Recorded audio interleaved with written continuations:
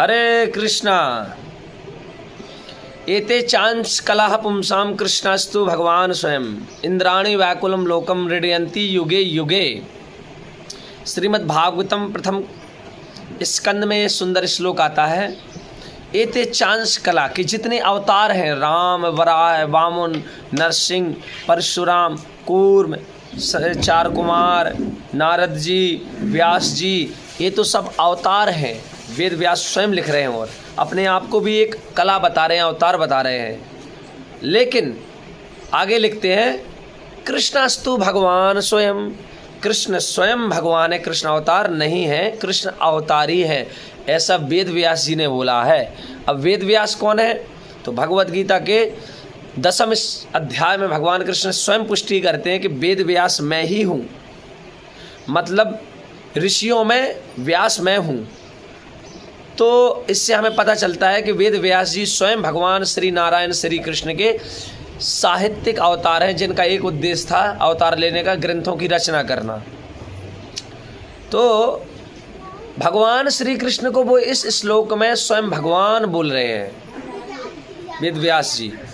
कह एते चांस कला पुंसाम कृष्णस्तु भगवान स्वयं। कृष्ण स्वयं भगवान है, उनके ना तो कोई समान है ना उनसे कोई बढ़कर है, लेकिन उनको अनंत नामों से जाना जाता है। बहुत जितने भी धर्म हैं, किसी धर्म में अल्लाह से जाना जाता है, नाम से जाना जाता है, किसी धर्म में वाहिगुरु नाम से जाना जाता है, तो किसी धर्म में क्राइस्ट के नाम से, यहोवा के नाम से, और हम कृष्ण तो कोई राम कहता है।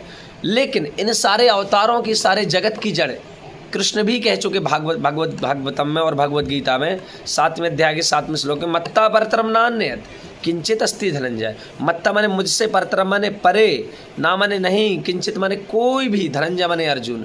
मुझसे ऊपर या मुझसे बढ़कर कोई नहीं है दूसरा तत्व, एकमात्र मैं ही हूँ। और सारी सृष्टि मुझ पर ही आश्रित है, जिस तरह एक धागे में मोती गुथे रहते हैं। आगे 10वें अध्याय के 8वें श्लोक में भगवान ने फिर दोबारा पुष्टि कर दी, अहम सर्वस्व प्रभो मत्ता सर्वम प्रवर्तते इति मत्वा भजन्ते माम बुधा भाव समन्विता। अर्जुन को कहते भगवान कृष्ण कि मैं ही समस्त आध्यात्मिक तथा भौतिक जगत, जितने जो स्पिरिचुअल और मटेरियल वर्ल्ड है, एवरीथिंग एमिनेट्स फ्रॉम मी, सबका कारण मैं हूँ। और जो व्यक्ति इस बात को यथावत समझ लेता है, चूँकि हम यथावत नहीं समझ पाते, इसे दृढ़ होकर भजन नहीं कर पाते भगवान कृष्ण का, लेकिन जब वो परमेश्वर कृष्ण कहते जो इस बात को यथावत समझ लेता किसी गुरु की शरण जाके, तो वो मेरा भजन कैसे करने लगता है? भजन ते माम दृढ़ वृता, वो निरंतर मेरा भजन करता है, फिर रुकता नहीं उसका भजन।